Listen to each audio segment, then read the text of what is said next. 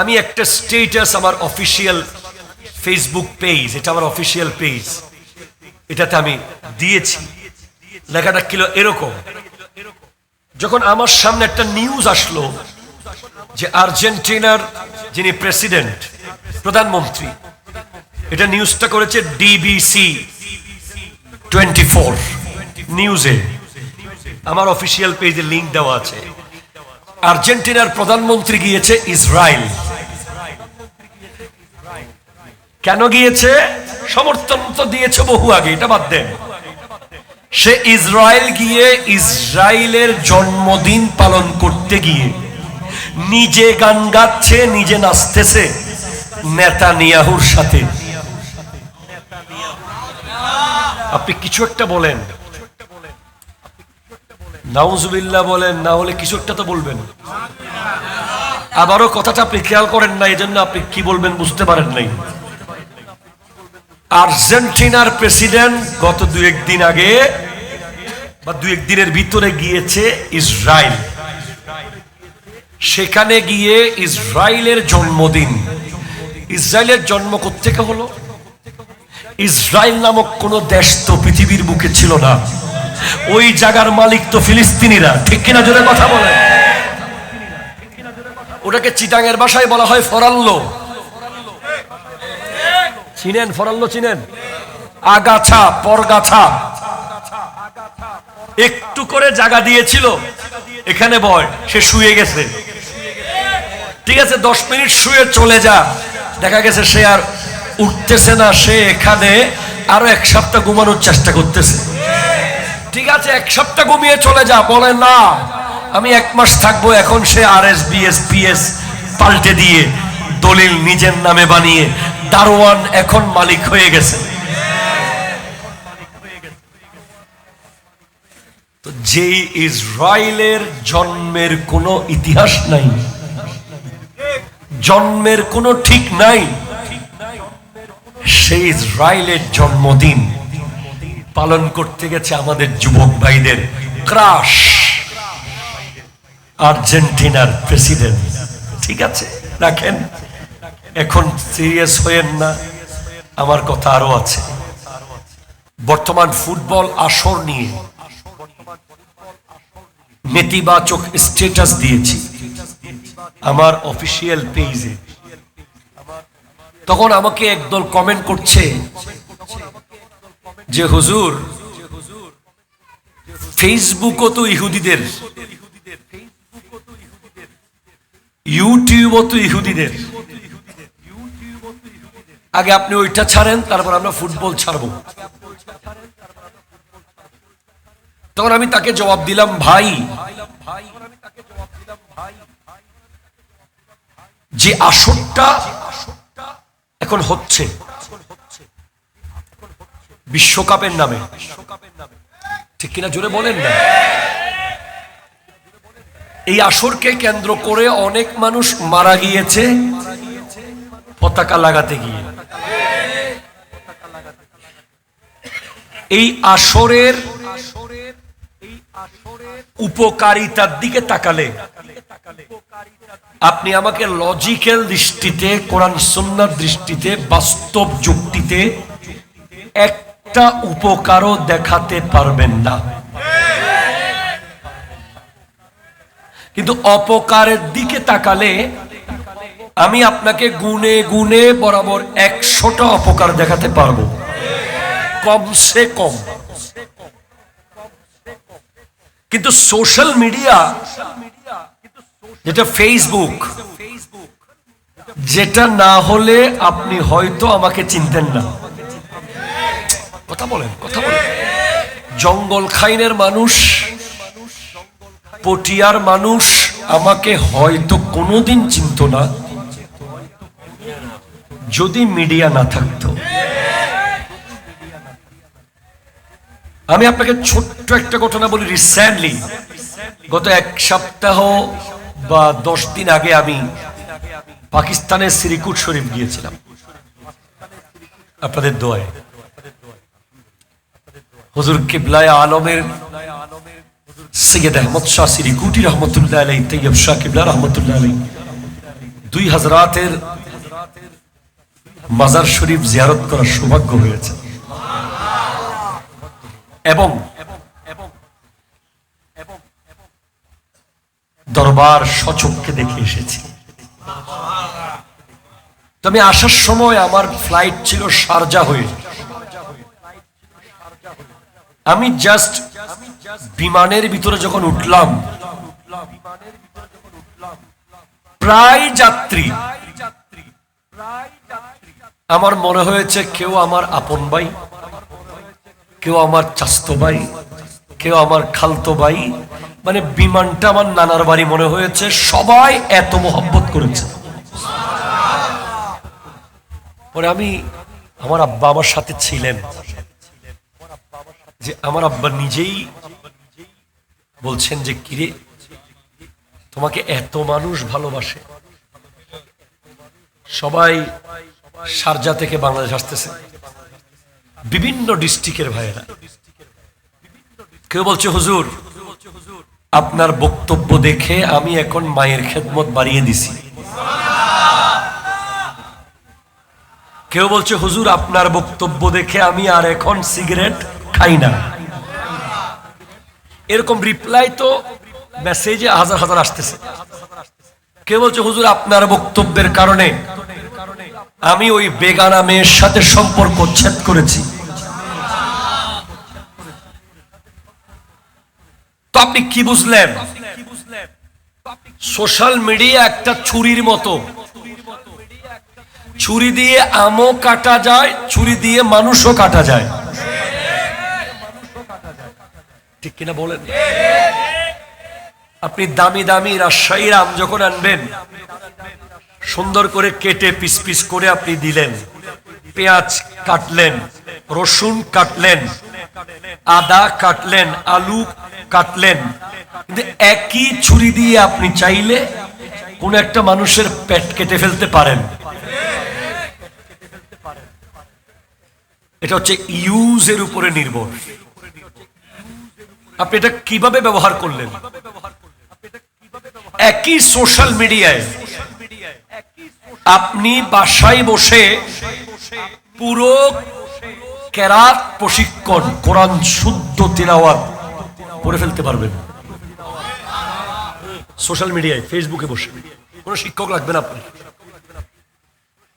ওই মিডিয়াতে বসে আপনি বিশ্বের সবচেয়ে দামি দামি কারীদের কেরাত শুনতে পারবেন।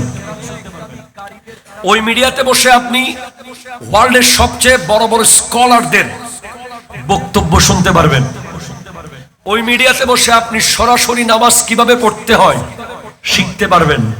ওই মিডিয়াতে বসে আপনি সরাসরি এনি কাইন্ডস অফ, আপনার সকালবেলা ঘুম থেকে উঠে রাত্রে ঘুমুতে যাওয়া পর্যন্ত অ্যাকর্ডিং টু কোরআন এন্ড সুন্নাহ যত ধরনের নিয়ম কোরআন বলেছে, সুন্নাতে আছে, নবী বলেছেন, সাহাবারা করেছেন, সব ওই মিডিয়ার ভিতরে আছে।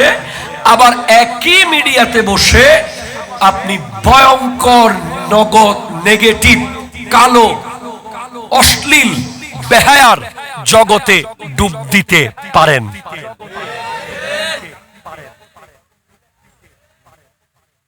ঠিক কিনা বলেন তো? ওই যে ছুরি, এটা আপনার হাতে, কার হাতে? কেউ বাধা দেওয়ার নাই, কেউ জানে না। আপনি আপনার বেডরুমের ভিতরে ঢুকে কি করছেন? আপনি মোবাইলে কি দেখছেন? আপনি গায়ের উপরে কাঁথা দিয়ে দরজা জানালা বন্ধ করে মোবাইলে কি দেখছেন? এটা পৃথিবীর কেউ জানে না, তবে একজন জানে। তিনি কে?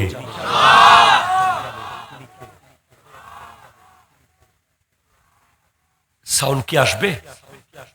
দরুদ শরীফ পড়ি। আল্লাহুম্মা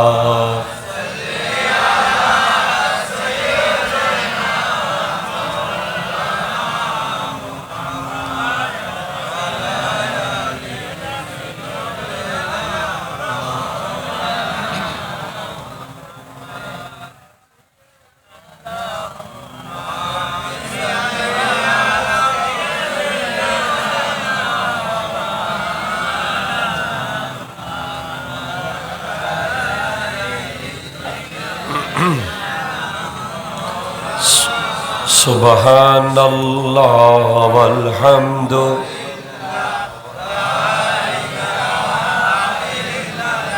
লা ইলাহা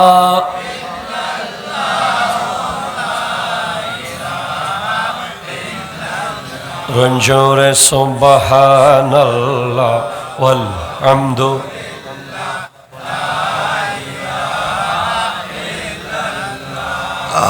লা ইলাহা ইলাহা। একটু চিৎকার দিয়ে বলেন তো সুবহানাল্লাহ।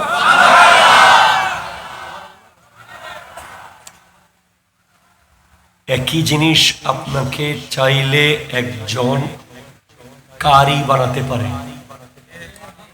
এটা আপনি এটার ভিতর থেকে শুধু একটা যন্ত্র দিয়ে আপনি চাইলে একজন প্রশিক্ষণ প্রাপ্ত কারি হয়ে যেতে পারেন। এই একটা যন্ত্র দিয়ে আপনি চাইলে একজন এক্সপার্ট অ্যাপ্রোপ্রিয়েট ইমাম হতে পারেন। এই একটা যন্ত্র দিয়ে আপনি চাইলে কোরআনের তাফসীর জানতে পারেন, হাদিসের ব্যাখ্যা জানতে পারেন। বা এই একটা যন্ত্র আপনাকে একজন বিশ্ববিখ্যাত মাদক আসক্ত বানাতে পারে। এই একটা যন্ত্র আপনাকে মারাত্মক জুয়াডি বানাতে পারে। এই একটা যন্ত্র আপনাকে ভয়ঙ্কর অন্ধকার জগতে নিয়ে যেতে পারে। ছুরির মতো আপনি কি আলু কাটবেন না গলা কাটবেন, বিবেচনা আপনার। আর এই বিবেচনাটা ঠিকভাবে যেন করতে পারেন, এটা যেন আপনি গলাতে না নিয়ে আলুতে নিয়ে যান ছুরিটাকে। এজন্যই লাগে হক্কানি পীর মুর্শিদ।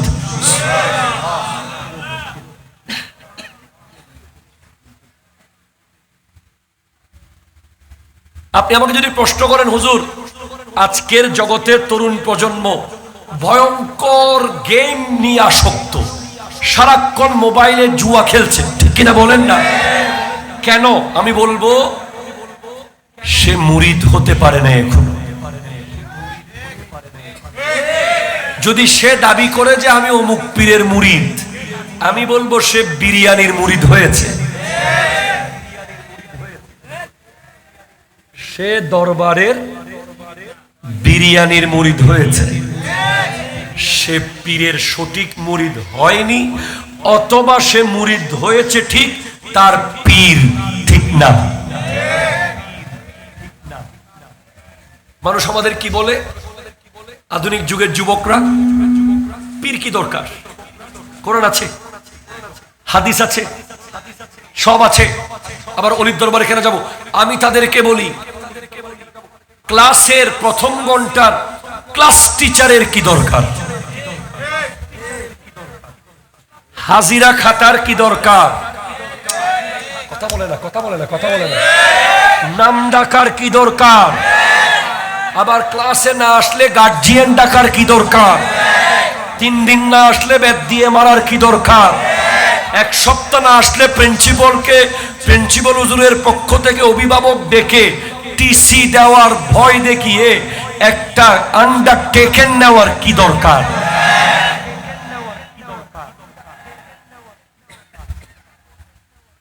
ক্লাস টিচার যদি ঠিক না হয়,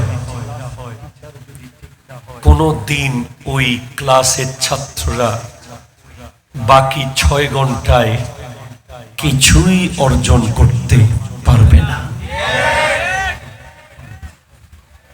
ক্লাসের প্রথম ঘন্টা যিনি করেন, ওনার উপরে ডিপেন্ড করে যে বাকি 6 ঘন্টা থেকে ছেলেরা কিছু নিতে পারবে কি পারবে না। সেম হাদিস आपके सामने, কোরআন আপনার সামনে আছে, বড় বড় ওলিদের জীবনী আপনার সামনে। লাইব্রেরিতে তাফসীর, হাদিস, তারিখ পুরানো আছে,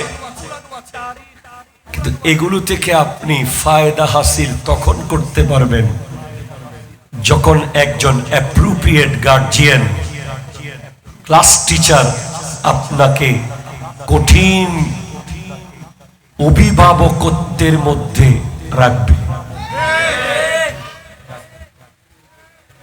আপনি কি জানেন আমরা যে দরবারের মুরিদ হুজুর কেবলা তাহের শাহ সাহেব কেবলা,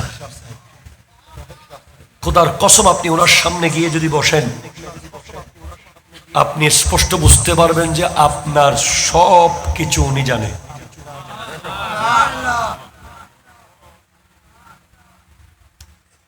ওনার চেহারার এক্সপ্রেশন দেখে আপনি বুঝবেন যে আপনার এই এই এই কারণে উনি আপনার দিকে তাকাচ্ছে না, এবং সাথে সাথে আপনি ওই ওই ওই বিষয়টা ফাইন্ড আউট করে ওই জায়গায় বসে আপনি আল্লাহর কাছে মাপ চেয়ে ফেলবেন, দেখবেন উনি আবার তাকাচ্ছে, হাসতেছে।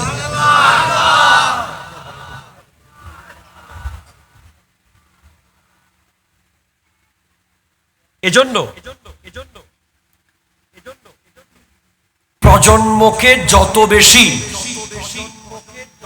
নবী অলি থেকে দূরে নেওয়া হবে, প্রজন্ম তত বেশি ছুরিকে আলু কাটার কাজে না লাগিয়ে গলা কাটার কাজে লাগাবে।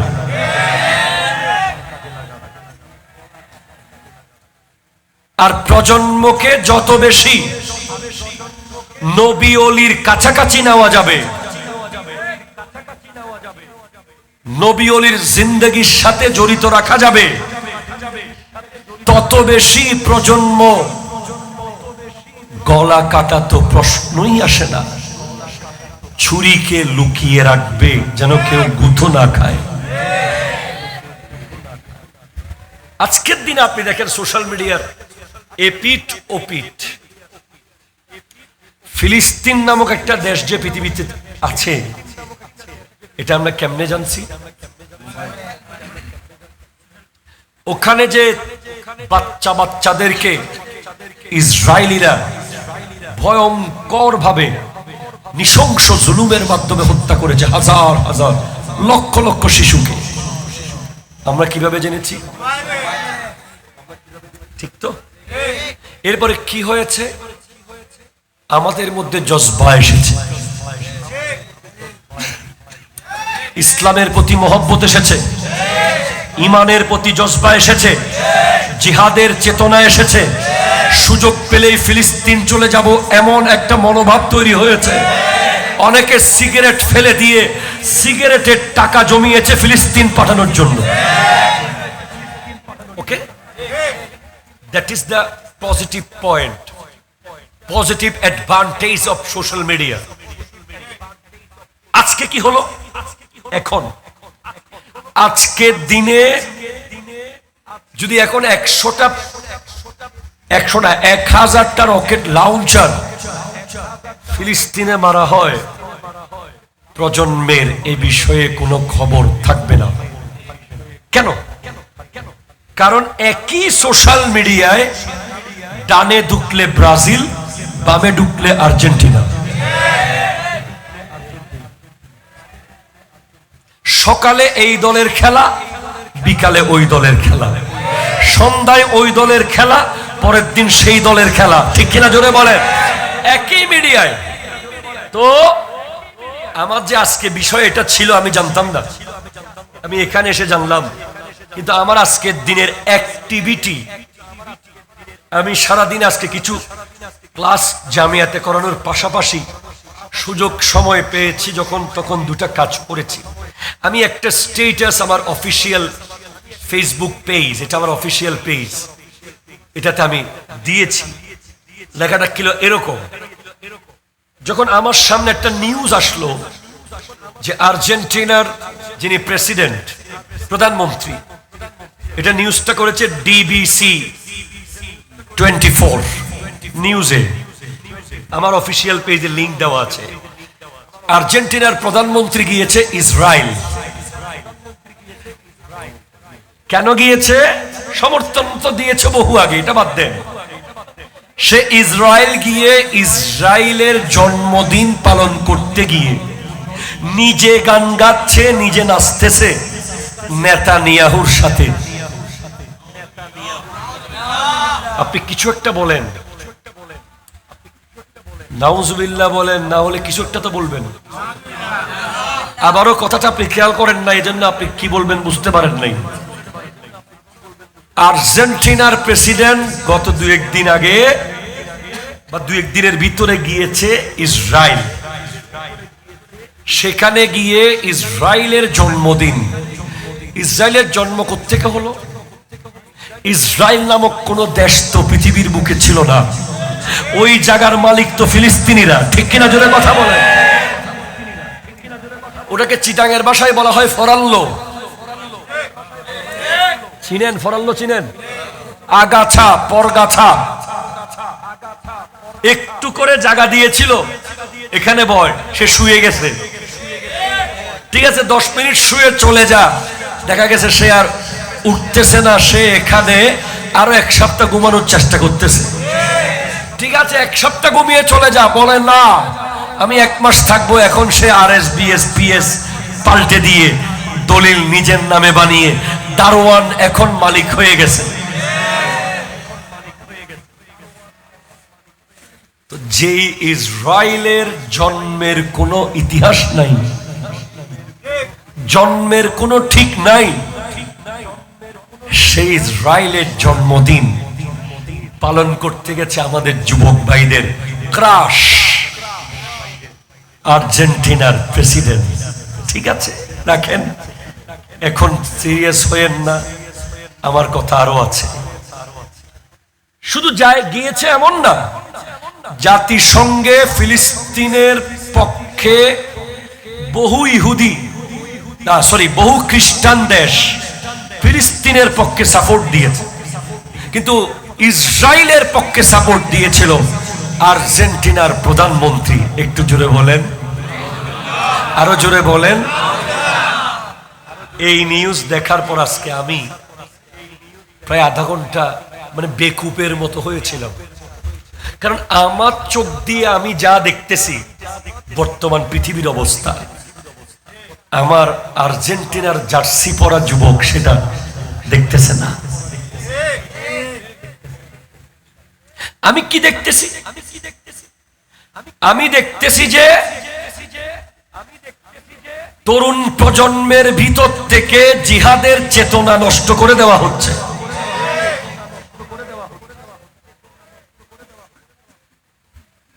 তাদের ভিতরে যে ইমানি জজবা,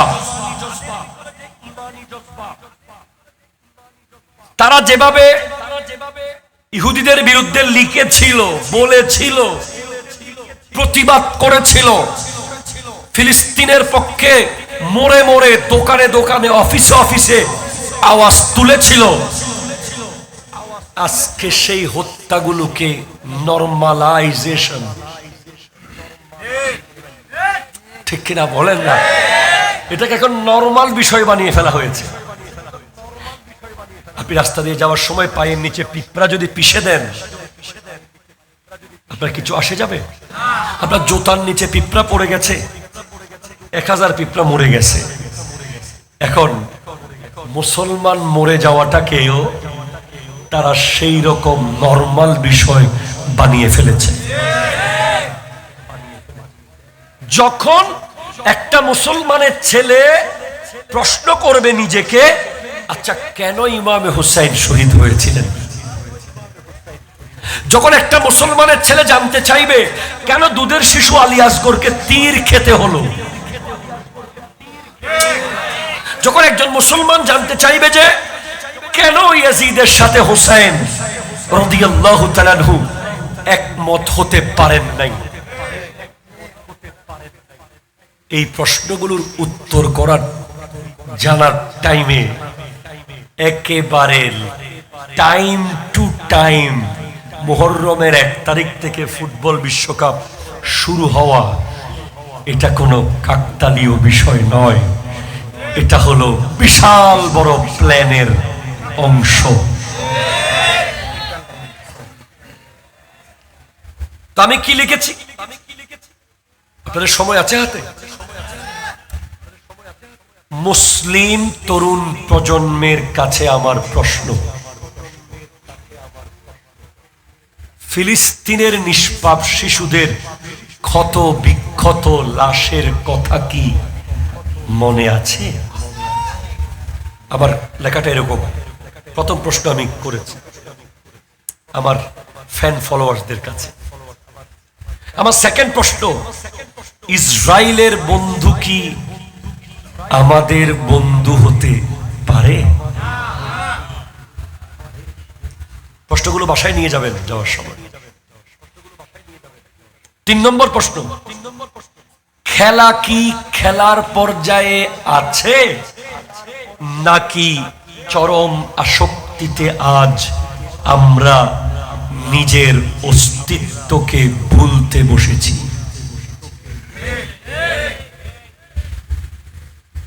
চার নম্বর প্রশ্ন, এই আসরগুলো আমাদের ভিতরে জালিমের বিরুদ্ধে কট্টরপন্থীতাকে নষ্ট করে দেওয়ার হাতিয়ার নয় কি?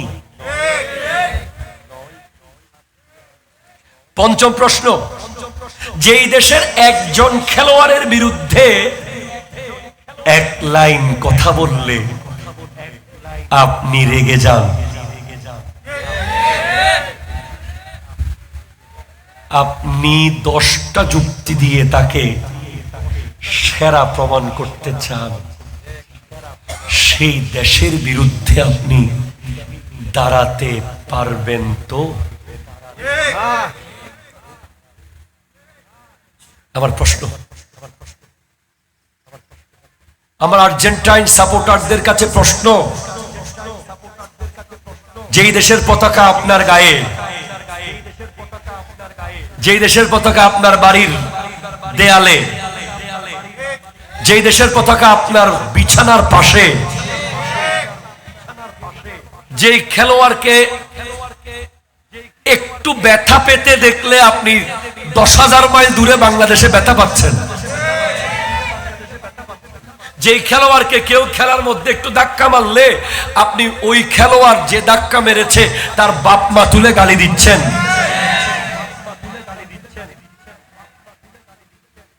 আপনার আসক্তির লেভেল কোথায় চলে গেছে? আপনি কি সেখান থেকে ফিরে আসতে পারবেন? এখন এই লাইন লেখার পর আমার আর্জেন্টিনার ফ্যান, আমার ফলোয়ার্স ভাইয়েরা কি লিখলো, হুজুর খেলাকে, আচ্ছা এর আগে খেলা শুরু হওয়ার আগে যখন খেলা নিয়ে আমরা কথা বলেছি বিরুদ্ধে, হুজুর সব জায়গায় ফতোয়া দিয়েন না, ঠিক আছে ফতোয়া দিলাম না। এরপর যখন বললাম ফতোয়া তো দিই নাই, এখন মসজিদে 500 টাকা দিতে অসুবিধা হয়, জায়গা বিক্রি করে পতাকা বানালেন যে, তখন কি বলল, হুজুর আপনাদের আর কোনো খেয়ে দেয়ে কাজ নাই, খালি ফুটবল খেলা নিয়ে ভাইরাল হতে চাচ্ছেন। ঠিক আছে ভাইরাল হলাম না, মিডিয়া সব বন্ধ করে দিয়েছে, মিডিয়া বন্ধ করে কথা বলতেছে। এরপর দেখলাম যে গত বছর কাতার বিশ্বকাপ শুরু হয়েছিল কোরআন তেলাওয়াত দিয়ে, এই বছরের বিশ্বকাপ শুরু হলো ইলুমিনাতির সাইন। এই পৃথিবীতে দাজ্জালকে আনার জন্য একটা দল মাহফিল সাজাচ্ছে, এগুলো আপনারা জানেন না, এগুলো আমরা জানি, আমরা রাত দিন এগুলো নিয়ে গবেষণায় আছি। আপনি আমাকে আনার জন্য যেভাবে মাহফিল সাজিয়েছেন, দাজ্জালকে আনার জন্য বিশাল একটা গোষ্ঠী কাজ করছে, যাদেরকে বলা হয় ইলুমিনাতি। তাদের পরিচিতি হলো এক চোখ। আপনি গত এই বিশ্বকাপের উদ্বোধনী অনুষ্ঠানে যারা যারা যা করেছে, আমি ওয়াল্লাহি আমি উদ্বোধনী অনুষ্ঠান দেখি নাই, কিন্তু আমি সোশ্যাল মিডিয়ায় নিউজে দেখেছি, আমার মতো আরো কিছু উল্টা পথের যাত্রী আছে যারা স্রোতের বিপরীতে যেতে চায়, স্রোতের সাথে গা বসায় না, ঠিক কিনা জোরে কথা বলেন। এরকম অনেক যুবকও আছে। আমি যদি এখন বলে দিই, যুবক তুমি খেলা দেখো, এনজয় করো, লাইফকে এনজয় করো, এই খেলা দেখে তুমি মানসিকভাবে শক্তিশালী হয়ে যাও, এভাবে একটা বক্তব্য দিয়ে দেখবেন যে আমার পেজে কালকে 10,000 ফলোয়ার নতুন যুগ হবে। বুক হুজুর তো মাশাআল্লাহ খেলার পক্ষে। বাংলাদেশে এরকম অনেক মিষ্টি বক্তা আছে না, প্রেমের পক্ষে বক্তব্য দেয়, খেলার পক্ষে বক্তব্য দেয়, যুবকদের মন নিতে চায়। আমি তো ভাই আপনাকে আমি 10 মিনিটের জন্য মিষ্টি খাওয়ালাম আর কি একটা, কিন্তু এই মিষ্টি যে আপনার ডায়াবেটিসকে হাই করে দিয়ে আপনাকে মেরে ফেলবে, এটাও তো আমাকে বুঝতে হবে, ঠিক কিনা জন্য কথা বলে। আমি একেবারে কুমিল্লার রসমালাই 1 কেজি এনে আপনাকে বললাম আরে খান, আপনিও রসমালাই খাওয়া শুরু করলেন, কিছুক্ষণ পর আপনার ডায়াবেটিসের হাই হয়ে 6 থেকে 26-এ চলে গেল। এখন রসমালাই তো এনেছি 250 টাকা দিয়ে, কিছুক্ষণ পর 2,500 টাকা দিয়ে অ্যাম্বুলেন্স আনতে হচ্ছে।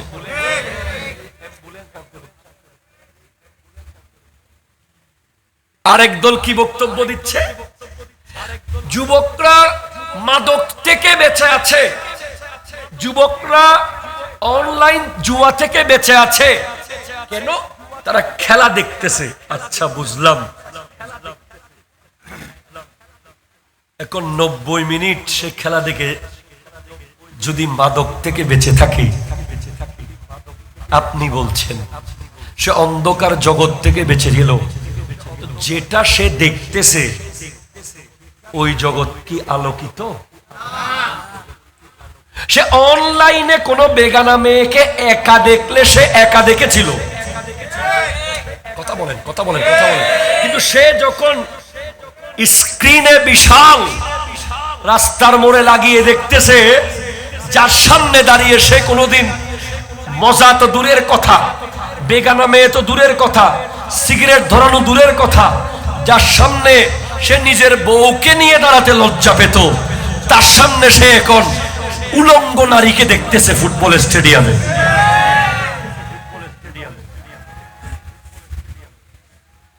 আমি কি বোঝাতে পারতেছি? ওটা তো সে একা দেখতো, এখন তার ডানে তার বিবি, বামে তার বাচ্চা, পাশে তার বাবা, সাইডে তার চাচা, সবাইকে নিয়ে সে দেখতেছে ওই স্টেডিয়ামে যত নারী আছে সবগুলা কি রাবেয়া বসরি?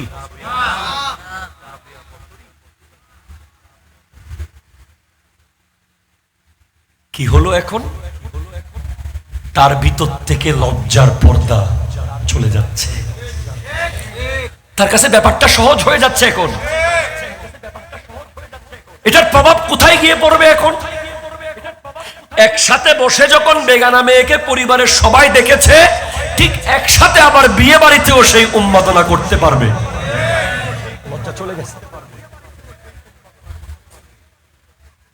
তো আমি বললাম ভাই, ফতোয়াও দিলাম না, সব বাদ দিলাম, এখন কি বলবেন? বলে হুজুর আজকে খেলা আর রাজনীতি মিলাইয়েন না,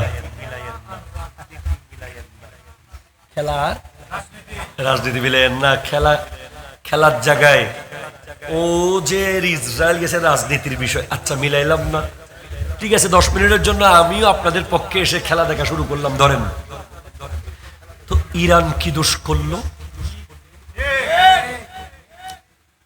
খেলা আর রাজনীতি যদি আমি না মিলাই, ইরানকে কেন আমেরিকায় 1 ঘন্টা থাকতে দেওয়া হলো না? খেলার একদিন আগে আসতে দেওয়া হয় নাই, ডাইরেক্ট এসে স্টেডিয়ামে নামছে, ডাইরেক্ট উঠে চলে যেতে হয়েছে। তো এখন আপনি কি বলবেন? এটা কি রাজনীতি নয়? এবার আজকের নিউজ কি, দেখেন, এটা হচ্ছে চ্যানেল 24। ইরানকে বাদ দিতে ম্যাচ পাতানোর অভিযোগ। কেন ইরানকে বাদ দিবেন? কারণ ইরান আমেরিকাকে পাত্তা দেয় না।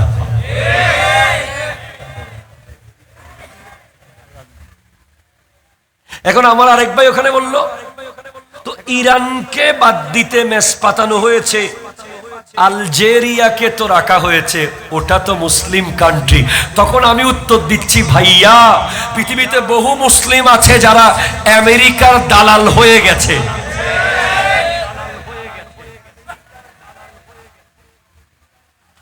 ইরান দালালি করতে পারে নাই।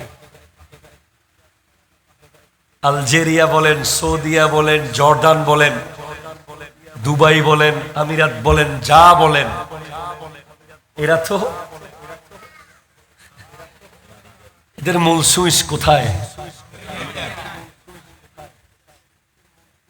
ট্রাম্প সাহেব যা বলে ড্রাম সাহেবরা তা করে।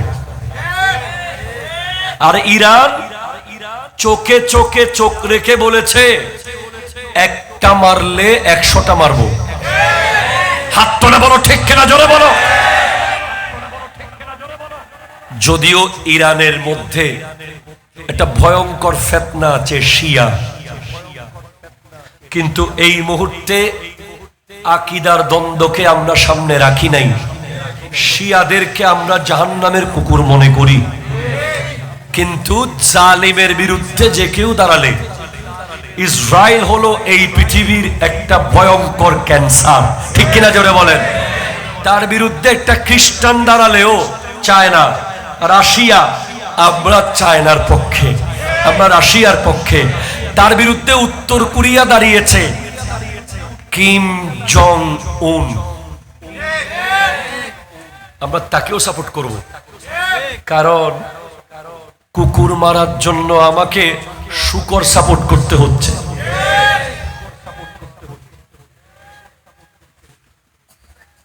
কথা বলেন না? শূকর গোস্ত খাওয়া হারাম, কিন্তু একটা পাগলা কুকুর আমি মারতে পারতেছি না, ওটাকে মারার জন্য শূকর এসেছে। তো এই মুহূর্তে শূকর যদি ওটাকে মারে, আমি বলবো আগে তুই কুকুরটা মেরে ফেল, তারপর তুই শূকরকে আমি মেরে ফেলবো। ঠিক কিনা বলেন? আমরা জালিমের বিরুদ্ধে, মজলুমের পক্ষে। সেই ইরানকে খেলা যদি রাজনীতির সাথে না মিলতো, খেলার জায়গায় খেলা থাকতো, তাহলে অন্য দেশের প্লেয়ারদের মতো ইরানের প্লেয়ারও সর্বোচ্চ সেম ফ্যাসিলিটি পেত। তাহলে আপনার কথাটা কোথায় গেল?